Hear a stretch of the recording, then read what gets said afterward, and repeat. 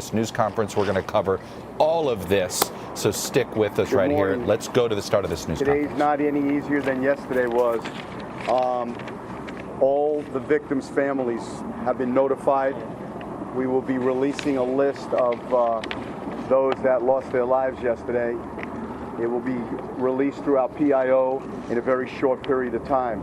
But all the families have been notified. Our detectives worked through the night on this very daunting and challenging task, but it had to be done. It was the right thing to do, and they worked tirelessly. This community is hurting right now. There's going to be a lot of conversations over the next couple of days and weeks, and I'm going to be very animated about what I think this country can do to possibly prevent these tragedies in the future. Today's a day of healing. Today's a day of mourning. The suspect is in custody. He will be appearing before his first magistrate today at 2 p.m. at the Broward County Courthouse. This morning, we've begun working with the FBI, and you'll be hearing from a special agent in charge of the FBI, Rob Lasky, in a few minutes. We're also working with the Florida Department of Law Enforcement under the direction of Troy Walker. We will interview every single student or every person in that school that possibly knew something or might not know they know something. They will be thoroughly debriefed, and we will make sure that we're able to prosecute this case. The suspect's been charged with 17 counts of premeditated murder, and law enforcement will do everything we can, the FBI, ourselves, to make sure that this person is convicted of all charges and that justice is served.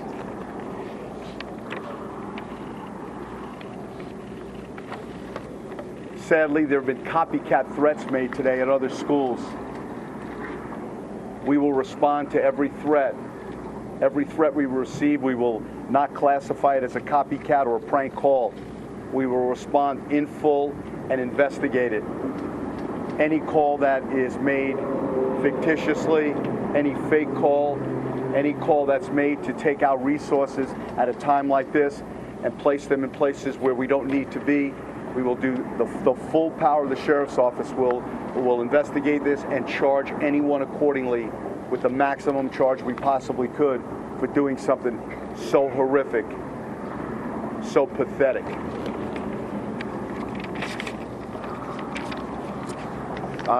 Governor Scott is going to come up and speak, and then you're going to hear from Special Agent in charge of the FBI. I'll return to the microphone and answer some questions.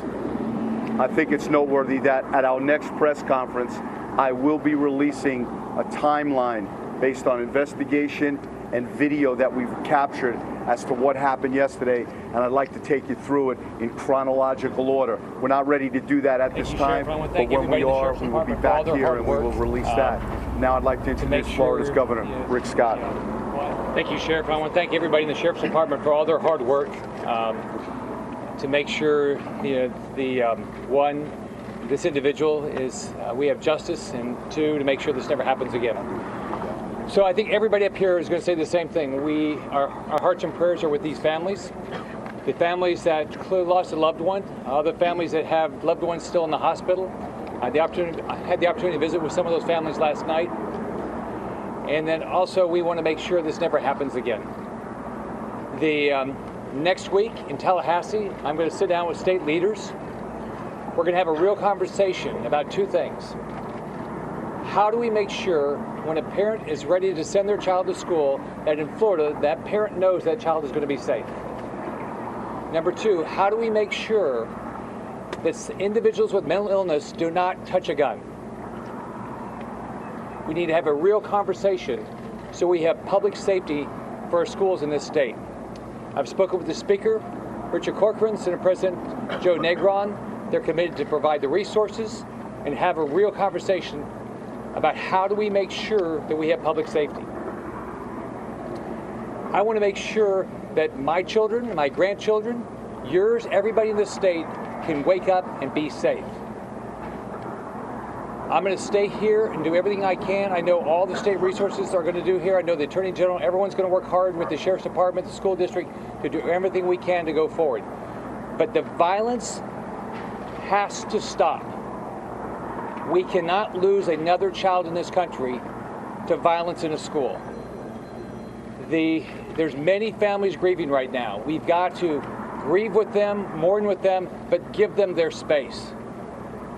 There'll be a time that they'll want to sit down and tell their story, but right now, as you talk to individuals, and we went through this with the Pulse attack, they want their own time to grieve.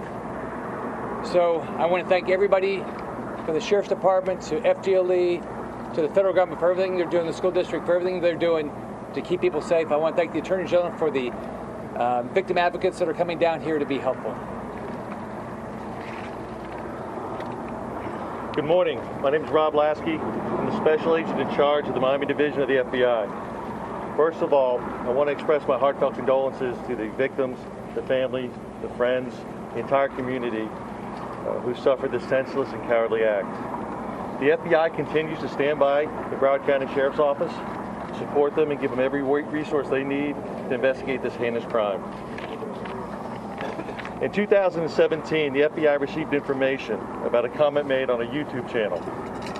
The comment simply said, "I'm going to be a professional school shooter." No other information was included with that comment, which would indicate a time, location, or the true identity of the person who made the comment. The FBI conducted database reviews, checks, but was unable to further identify the person who actually made the comment. Again, as a native South Floridian, my heart goes out to the victims, the families, and friends, and the entire community. Thank you. I'd like to bring up our superintendent of schools, Ron Runcie.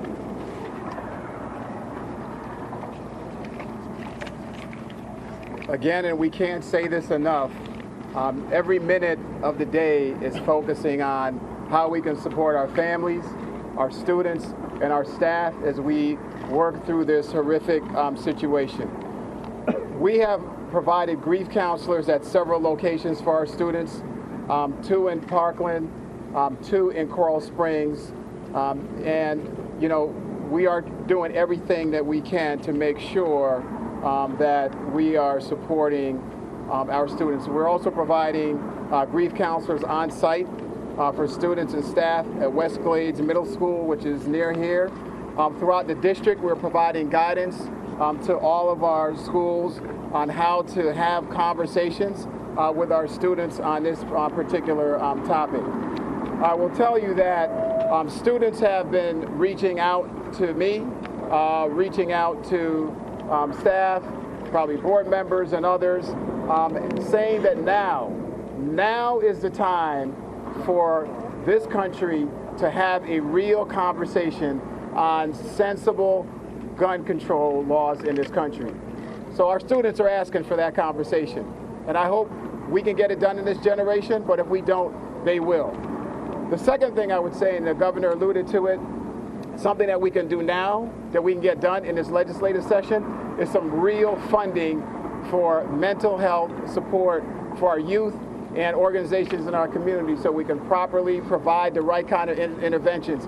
We should not have disconnected youth wandering around in our communities, and we know that they need additional support.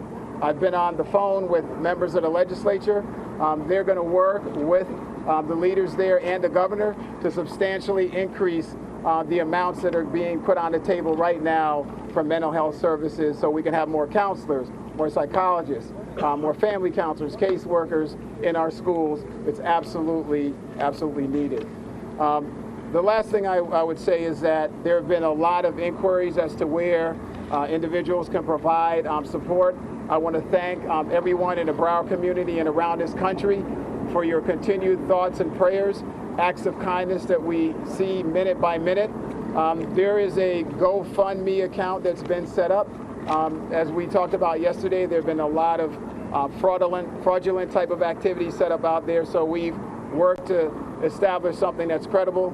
It's a GoFundMe account, Stoneman Douglas Fund it's called.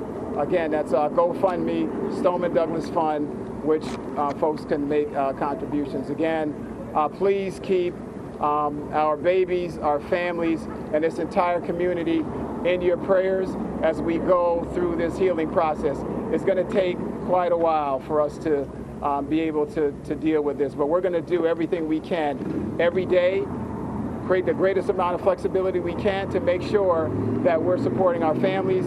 Again, I want to thank our law enforcement agency, Sheriff Israel, the FBI, the first responders. They have been incredible. And I want to acknowledge some heroes that have been in our schools. We had an athletic director, campus monitor, who responded immediately when there were signs of trouble in the school. Unfortunately, those two heroes gave their lives for our kids and probably helped prevent this from being a worse tragedy than it is today. And so we need to acknowledge the heroes that are in our schools every single day, our teachers, our educators, who are not only ensuring that our kids are learning and developing the skills they need to have a bright future, but they love them and treat them as if they're their own children, and they put their lives on the line every single day. And that's another thing that we need to do, is to figure out how we can better compensate and reward teachers in this country, and not just give lip service to the quality of work that they provide. Thank you.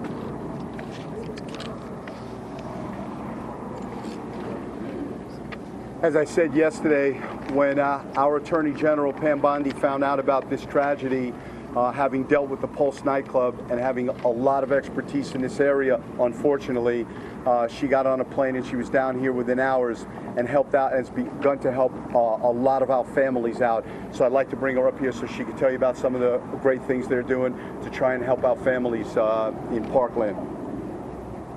Thank you, Sheriff. Thank you, Governor. And thank you, Special Agent Lasky. Last night there were two scenes going on. One at the actual crime scene, and Broward Sheriff's Office and the FBI, they were second to none. They were unbelievable what they did. That crime scene, from a prosecution point of view, was meticulously detailed, processed, and it took as long as needed to take to make sure it was thoroughly processed and accurately processed. The other scene was at the hotel where we were with the family members. Having to tell with the FBI advocates and my advocates that a child, some 14 years old, is dead is one of the hardest things you have to do in your career. These parents, tremendous families, are grieving, and again, please respect their privacy. We were there till about 3:30 in the morning with these families, and many of them had siblings who were in the school and survived, and then a brother or a sister did not. So that was extremely tragic. But we're praying for these families. We will continue to pray for these families, and that justice is done for the one that brutally murdered all of these students. My job now will continue to be to help the victims and the families. We've gotten to all of the victims who have lost loved ones to be sure that we can help pay for their funeral expenses. If you are in the hospital with your family, we will be coming to you today to help you, to make sure we help with your hospital bills so you have nothing to worry about there. We also will be on scene with the FBI and with Superintendent, who has done a great job. Our advocates will be there to provide counseling. What we saw in Las Vegas, what we saw at Pulse, people who we don't think were impacted. And so we're going to provide counseling for all of them. I was on the phone till about 2 a.m. with GoFundMe, and again, first thing this morning, it is safe to give to GoFundMe. They're pulling bad websites off constantly. They're monitoring everything. In fact, one of the top people at GoFundMe knew a victim. That's how far-reaching this is. So there's going to be one unified site. So please don't be afraid to give to GoFundMe, and all of these victims and their families will be protected. And again, Governor, I cannot thank you for your support. We've been on the phone constantly. He was here the second this happened, and I can't thank you, FDLE, the Sheriff's Office, and the FBI enough. And this is what you don't see around the country. You see teamwork. That's what happens in Florida, and that's what makes us very special. Thank you. Before we take questions, I'd like to also thank Congressman Ted Deutsch for coming down from Washington, D.C., Mayor Beam Furr, the elected officials from Parkland around the county. My message to the community, to Broward County, is simple. your elected officials, your commissioners, your state reps, your state senators. Make sure these are people that aren't worrying about millage rates and saving money. This is a time to save lives. We need more law enforcement. We need more deputies. This isn't the time to worry about how many dollars might be saved if we don't have a deputy here or a police officer here. This is nationwide. We need more heroes, more first responders, not less first responders. And I know many states have different terms to help our mentally ill. And we all pray for our mentally ill. We pray for them to recover. We all know someone or a family who's affected by someone suffering from mental illness. The Baker Act in Florida allows law enforcement or medical professionals to confine a person involuntarily while they get examined and looked at. But you have to have a reason. You have to be able to articulate that they're a threat to themselves or a threat to someone else. What I'm asking our lawmakers to do is go back to places like Tallahassee, places like Washington, D.C., and give police the power, if they see something on social media, if they see graphic pictures of rifles and blood and gore and guns and bombs, if they see something, horrific language, if they see a person talking about, I want to grow up to be a serial killer, we need to have the power to take that person and bring them before mental health professionals at that particular time, involuntarily, and have them examined. People are going to be rightfully so concerned about their rights, as am I. But what about the rights of these students? What about the rights of young kids who go to schools with book bags and pencils? Don't they have the right to be protected by the United States government to the best of our ability? And that's what we'll be doing.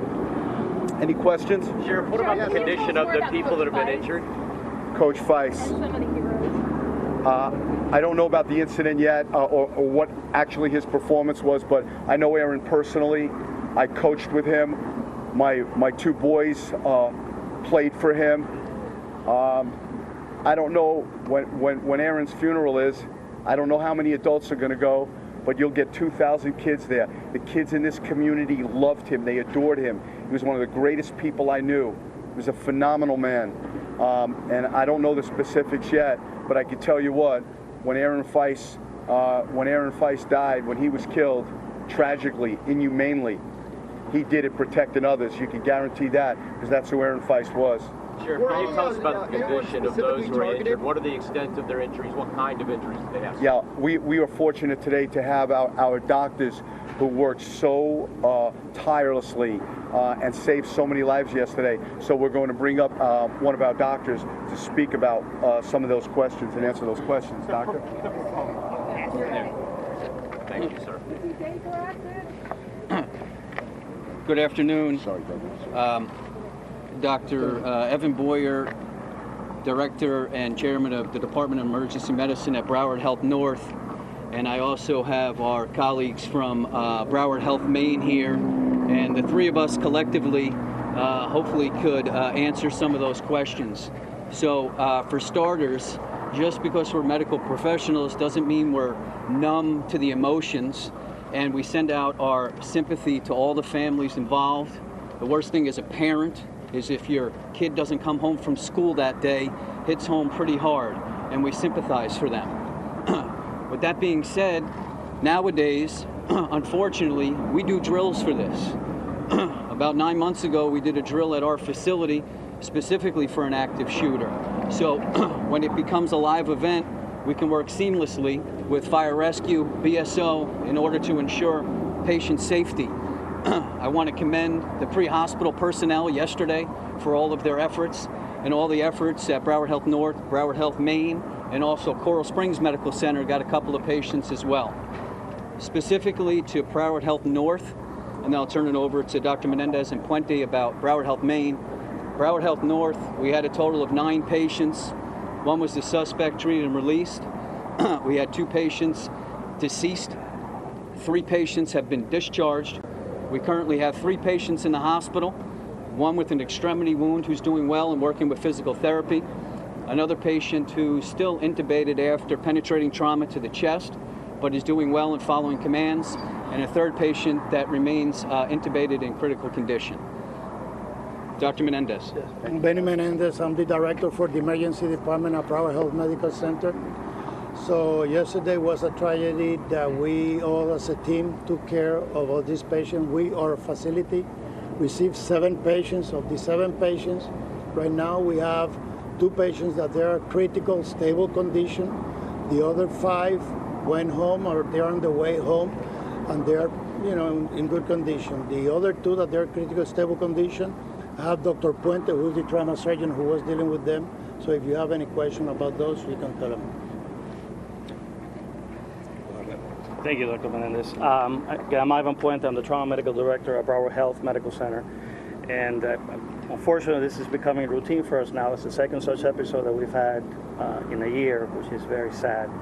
And the first thing I want to say is that this second time around, just like the first time around, the first responders did a terrific job. And for those of you who understand what we do in trauma, time is of the essence. And really the delivery of those patients by that EMS personnel was fantastic yesterday. And it made a huge difference in the outcomes. As Dr. Menendez said, we received 7 patients. 1 was discharged last night. We had 1 that was in critical condition that went to surgery. We had 2 more stable patients that also require surgery. We have, there's still, out of the 6 still left in the hospital, we're hoping to be able to send home 2 of them today. But I expect that all of them will fully recover. I'll be happy to take any questions. Special Agent Cruz, can you please tell us, are you prepared to tell us that Nicholas Cruz is the same person who wrote that YouTube comment? Is that the same person? Can you comment more about this YouTube post? We do not know if it's the same person. We did our database checks. We could not positively identify him. We're going back. We're scrubbing the information. We're looking at it again. But I'm not willing to say at this time that it was one and the same person. Was anyone specifically targeted, or is there any indication that someone was specifically targeted that started all of this? Not at this time. That's certainly a possibility. But as I said earlier, the FBI, the Florida Department of Law Enforcement, and Broward Sheriff's Office will be working conjunctively to interview as many people as we can. So down the road, we can uncover this information. But at that time, that's just, right now, it's no more than a possibility. Do you know how he entered the building, how he got in? That'll be, we will speak about that. We do know about that. And at our next press conference, as I said, I will take the media through a timeline and talk about through videotapes. We'll match up video with real-time information with things we know, and we'll disseminate that. Sheriff, how did you learn about how to receive the weapon? Hi, Sheriff. What can you tell us about how Cruz trained this AR-15? Understanding it was legally purchased. Glenna, we're not going to release that until later today, if we do it all today. That's something that alcohol, tobacco, and firearms, those investigators are trying to track down the history of this weapon. We believe we know where the weapon was purchased, where the weapon came from, but that's being pieced together. So that will be something that we will discuss when at the appropriate time. As I said, I talk about this all the time. It's not a phrase, it's not a term. It's the way we have to live our lives in circa 2018. If we see something, we need to say something. If that neighbor comes home every Friday at 4 o'clock and he or she is always carrying a grocery bag and there's milk and eggs sticking out, and the last 2 Fridays they've gone to a different, maybe a range, and they've come back with bullets in the bag on Fridays, that's a change in behavior. That's different. That's something we need to know about. You're our eyes and ears. Well, one community member who sees something could do more in a 1-minute phone call than sometimes law enforcement could do in a period of months. If you know anybody right now, if you know anybody and you're saying, you know what, this raises a red flag, I was thinking of calling us. Don't think about calling us. Call us. Call the FBI. Call the Florida Department of Law Enforcement. Call the Broward Sheriff's Office. But if there's something in your gut that tells you there's something not right with this person has the capabilities, in my mind, to do this or do that, please don't remain silent. Please let us know about it. Explain why he was expelled or rejected. Knew about his problems all the way back from middle school. He had an extensive disciplinary record. Was he on, or maybe for Mr. Runcie, was he on the school district's radar in some sense? What was done about it? Because people have known him for years already, prior to even his expulsion from the high school.